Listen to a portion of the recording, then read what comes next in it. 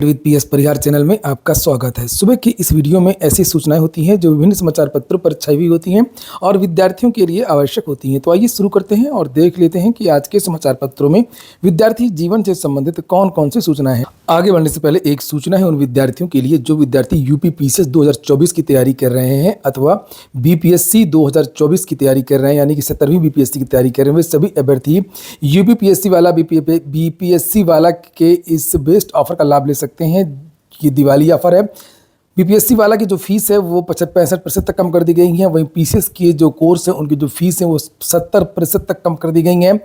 ये देखिए, और आरओ इत्यादि का जो बैच चल रहा है उसमें भी जो फीस है वो बहुत कम कर दी गई है। जैसे आप लोग यहाँ पर देख सकते हैं, सचिव एपीएस की जो वैकेंसी उत्तर प्रदेश लोक सेवा आयोग से आई हुई है उसकी फीस मात्र 799 रुपये कर दी गई है। और इसमें भी अगर आप लोग एक कोड लगा देंगे PSP200 तो आप लोगों को 200 रुपये की अतिरिक्त छूट मिल जाएगी। इसी तरीके से यूपी पीसीएस का जो बाइलिंगुअल बैच है, प्रीलिम्स और मेंस का फाउंडेशन बैच है सक्षम 4.0 के नाम से, उसकी फीस मात्र अब 3499 रुपये कर दी गई है। और इसमें भी अगर आप एक कोड लगा देंगे PSP500 तो आप लोगों को 500 रुपये की और छूट मिल जाएगी। इसी तरीके से यहाँ पर बीपीएससी के जो सक्षम नाम से जो बैच स्टार्ट हुआ है बाइलिंगुअल है फाउंडेशन बैच, ये भी है। इसमें भी आप लोग वही कोड लगा सकते हैं। सारा का सारा एचडी मटेरियल आप लोगों को इसमें मिलेगा। Live classes, recorded videos, PYQ, doubt clearing session और मंथली करंट अफेयर्स इत्यादि।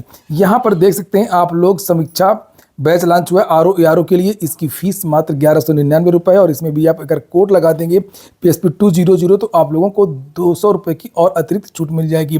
सारा का सारा जो एचडी मटेरियल है वो यूपीपीएससी वाला के एप्लीकेशन पर मिलेगा। एप्लीकेशन की लिंक डिस्क्रिप्शन बॉक्स और कमेंट बॉक्स दोनों जगह उपलब्ध है। और ये ऑफर केवल 15 नवंबर तक है। आज के समाचार पत्रों में जो सबसे पहली सूचना है वो शिक्षक भर्तियों की है और कल के धरना प्रदर्शन की है।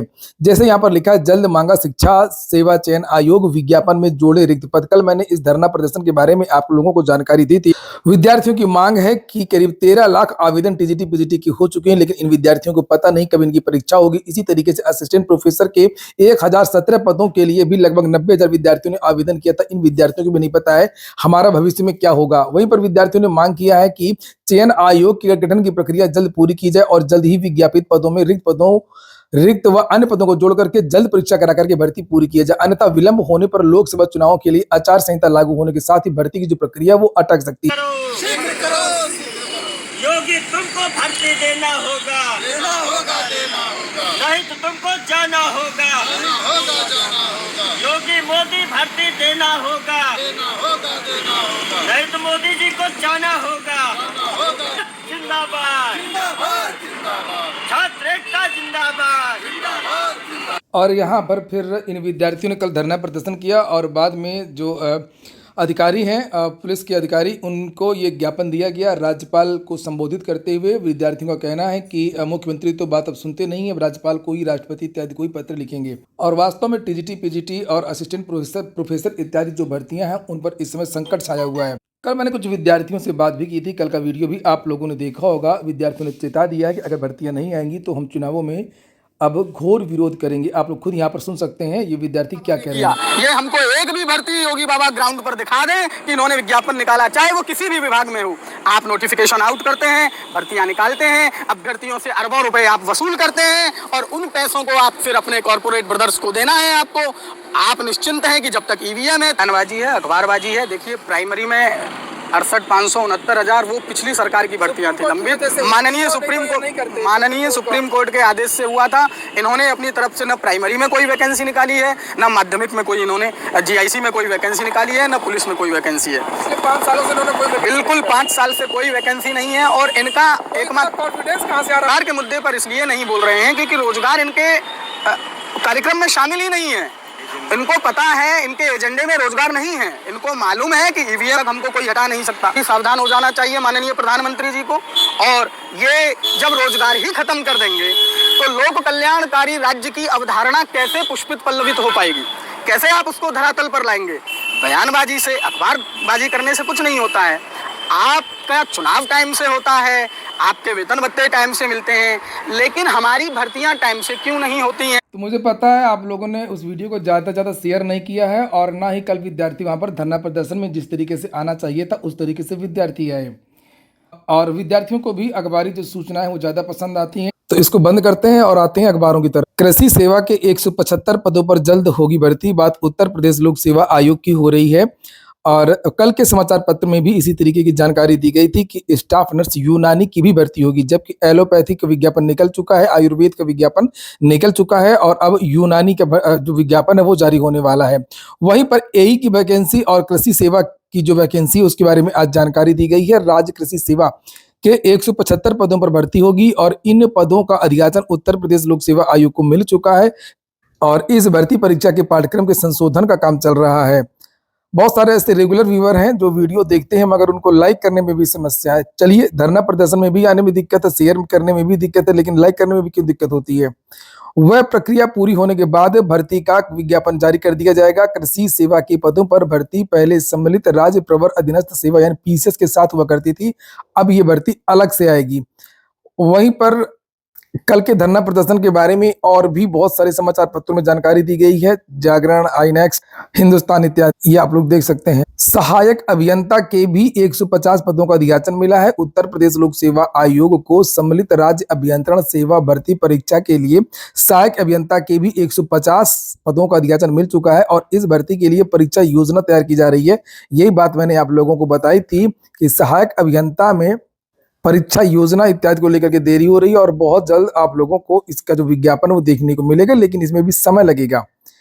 और नीचे लिखा है कि ये प्रक्रिया पूरी होने के बाद आयोग सम्मिलित राज्य अभियंत्रण सेवा भर्ती परीक्षा के लिए विज्ञापन जारी करेगा। तो एई की वैकेंसी में कम से कम अभी 1 से 1.5 महीने लगना है, जो जानकारी मिली थी। एआरओ की जो लास्ट डेट है वो बढ़ सकती है, लिखा हुआ है। अगली सूचना एलटी ग्रेड की पुरानी भर्ती की है। यहाँ पर देख सकते हैं 2018 की भर्ती जो कंप्लीट हो चुकी है और उसके बाद में प्रतीक्षा सूची जारी हुई थी, द्वितीय अवशेष श्रेष्ठता सूची जारी हुई थी और सूची जारी हो चुकी है, लेकिन इन विद्यार्थियों को अभी भी दर दर भटकना पड़ रहा है अपनी नियुक्ति के लिए। यहाँ पर देख सकते लिखा हुआ है कि 439 ने काउंसलिंग कराई और योग्य 378 अभ्यर्थियों की संस्तुति उत्तर प्रदेश लोक सेवा आयोग ने शिक्षा निदेशालय से की, लेकिन 3 महीने के बाद भी ऑनलाइन तैनाती की प्रक्रिया पूरी नहीं हो सकी है। कई बार ज्ञापन दिया गया शिक्षा निदेशालय, कहीं लखनऊ, और आज भी विद्यार्थी लखनऊ जा रहे हैं और उनका कहना है कि हम आज जो माध्यमिक के जो अधिकारी हैं सब उनसे मिलेंगे, चाहे वो महेंद्र देव हो, चाहे वो विजय किरण आनंद डीजी हो या अन्य अधिकारी हो। इन विद्यार्थियों ने चेतावनी भी दी है कि अगर जल्द इनकी नियुक्ति नहीं हुई तो ये आमरण अनशन भी करेंगे। करीब 6000 शिक्षकों की भी नियुक्ति का रास्ता साफ। मामला एक पुरानी भर्ती का है। प्राथमिक स्कूलों की 2016 में हुई थी 12,460 सहायक अध्यापकों की भर्ती और उसमें जो बाकी के बचे पद थे 6,470। अब उन विद्यार्थियों की नियुक्ति का रास्ता साफ हो गया है। हाईकोर्ट ने आदेश दिया है कि सरकार को 3 महीने के अंदर पूरी प्रक्रिया करना है। एक्चुअली में कुछ विद्यार्थियों ने जिन जिलों के लिए आवेदन किया था 75 में से 24 जिले, वहां पर शून्य पद थे, वहां पद ही रिक्त नहीं थे, विद्यार्थियों की रैंक अच्छी थी और बाद में सरकार बदल गई और इनका जो मामला है वो लटक गया था। फाइनली अब इन विद्यार्थियों की नियुक्ति होगी। यूपी में दिव्यांगों की जल्द बढ़ेगी पेंशन, 1000 रुपए से बढ़ा करके 1500 रुपए करने पर हो रहा है विचार। बिहार सरकार आ गई असल मुद्दे पर, चुनावों के समय यही है और जिस बात का डर था वही चीजें शुरू हो गई। जातिवाद, आरक्षण, धर्म, यही सब शुरू होगा। बिहार में 75% होगा आरक्षण, जाति सर्वे के बाद नया दांव और शायद यही वजह है कि कल जब वहां पर अमित शाह गए थे तो उन्होंने कहा था कि जो है आंकड़ों में गड़बड़ी है और यादव और मुसलमानों को ज्यादा दिखाया गया है। उनको पता था कि बिहार में जो अगला कार्ड है वो आरक्षण को लेकर के है। लिखा है कि बिहार में अनुसूचित जाति, जनजाति और अन्य पिछड़ा वर्ग के आरक्षण की सीमा 50% से बढ़ाकर के 65% करने से जुड़े विधेयक पर कैबिनेट ने मुहर लगा दी है। नीतीश सरकार आरक्षण विधेयक 2023 बृहस्पतिवार को विधानसभा में पेश करेगी। इसमें आर्थिक रूप से कमजोर वर्ग के 10% आरक्षण को बरकरार रखा गया है। लिखा है कि विधेयक के कानून बन जाने के बाद बिहार में कुल आरक्षण अब 75% हो जाएगा। वहीं पर कल जो बिहार के सीएम हैं, विधानसभा में आप लोगों ने उनका भाषण देखा होगा, उस टिप्पणी को लेकर के भी कल सोशल मीडिया में काफी चर्चा रही और वास्तव में कुछ दूसरे उदाहरण दिए जा सकते थे और इस तरीके की शब्दावली का विधानसभा में तो कम से कम उपयोग नहीं करना चाहिए था। बाहर एक बार चाहे रैली में भी कर सकते थे, हालांकि वहां पर भी नहीं करना चाहिए, लेकिन सर्वोच्च सदन होता है विधानसभा और वहां पर इस तरीके की बातें करना गलत। एपीएस भर्ती के अभ्यर्थियों ने भी लोक सेवा आयोग में सौंपा ज्ञापन। उत्तर प्रदेश में यही हो रहा है। एपीएस के विद्यार्थी ज्ञापन दे रहे हैं, एलटी 2018 के विद्यार्थी ज्ञापन दे रहे हैं, नए शिक्षा सेवा चयन आयोग के विद्यार्थी ज्ञापन दे रहे हैं, टीजीटी पीजीटी के विद्यार्थी ज्ञापन दे रहे हैं। लिखा कि सुबह 11 पहुंचे अभ्यर्थी शाम 4 बजे तक आयोग के सचिव को मिलने का इंतजार करते रहे। शाम 4 बजे उप सचिव ने अभ्यर्थियों से मुलाकात की। अभ्यर्थियों का कहना है कि भर्ती के संबंध में सूचना मांगे जाने पर उप सचिव भड़क गए और अभ्यर्थियों को हताश होकर के लौटना पड़ा। विद्यार्थियों का कहना है कि जो पुरानी भर्ती है यहाँ पर ये गलत लिखा है, ये 2023 नहीं होना चाहिए, 2013 होना चाहिए, जिसके बारे में भी हाई कोर्ट ने राहत दी है।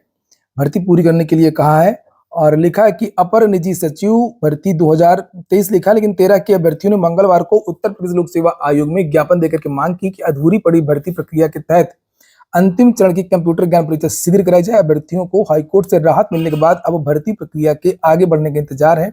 हालांकि आयोग फिर से इस जो कोर्ट का आदेश है उसको चैलेंज करेगा, ऐसी जानकारी समाचार पत्रों के माध्यम से दी गई थी। भारतीय विमानपत्तन प्राधिकरण में भर्ती आई है जूनियर एग्जीक्यूटिव की 496 पदों पर।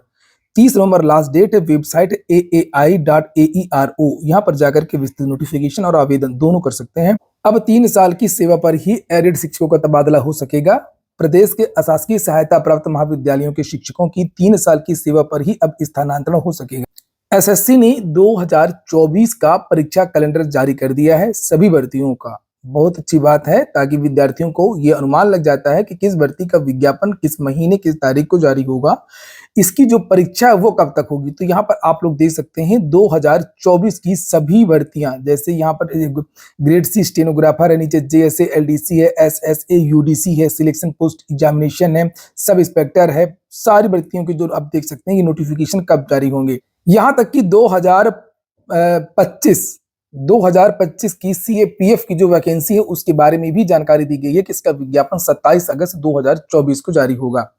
और एसएससी जीडी नॉर्मल लोग बोलते हैं, और 2024 का जो विज्ञापन है 23-24 वाला वो इसी महीने जारी होना है, 24 नवंबर के आसपास। वेतन बढ़ा नहीं, अब नौकरी पर भी संकट। संविदा की भर्तियों में, आउटसोर्सिंग की भर्तियों में यही होता है, शोषण होता है, और अगर आप अपनी आवाज उठाएंगे तो आपको बाहर भी कर दिया जाएगा। वही चीजें यहाँ पर लिखी हैं, सेवा सुरक्षा कुछ होती नहीं है, इसीलिए इसका विरोध किया जाता है। लेकिन यहाँ पर लिखा है कि उत्तर प्रदेश में इमरजेंसी नंबर डायल 112 सर्विस में संविदा पर तैनात महिला कर्मचारियों ने मंगलवार को भी विरोध प्रदर्शन किया।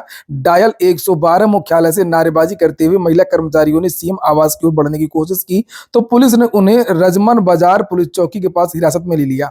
इस दौरान महिला कर्मियों और पुलिस के बीच नोकझोंक हुई, धक्का मुक्की हुई। पुलिस ने सभी महिला कर्मियों को बस में बैठा करके इको गार्डन छोड़ दिया। महिला कर्मचारियों ने कहा कि सीएम साहब कंपनी वेतन नहीं बढ़ा रही है, कंपनियां देती हैं इनको वेतन, कंपनियों को होता है फायदा, वो लेंगी 12,000, इनको देंगी 4,000। कंपनी वेतन नहीं बढ़ा रही, अब लग रहा है कि नौकरी भी चली जाएगी, हम बेरोजगार हो जाएंगे। एसएससी ने कल 2-3 नोटिस जारी की हैं, जिसमें से एक नोटिस ये भी है, मल्टीटास्किंग और हवलदार 2023 भर्ती का जो परिणाम है वो भी घोषित कर दिया गया है। और अंतिम सूचना क्रिकेट की है। क्रिकेट की सूचना इसलिए रखी गई है क्योंकि इसमें एक रिकॉर्ड बना है जो परीक्षाओं में आगे पूछा भी जा सकता है। कल जो विश्व कप का मैच था अफगानिस्तान और ऑस्ट्रेलिया का, तो वहां पर देख सकते हैं कि मैक्सवेल ने 201 रन बनाए, नाबाद अफगानिस्तान ने 291 रन बनाए थे। उसी लक्ष्य का पीछा करते हुए मैक्सवेल ने ये ऐतिहासिक पारी खेली। ये हो गया आज का वीडियो आपको अच्छा लगा हो, आपके काम का हो तो लाइक अवश्य कर दें। जिन छात्रों ने चैनल को सब्सक्राइब न किया हो सब्सक्राइब कर लें। टेलीग्राम चैनल को भी ज्वाइन कर सकते हैं।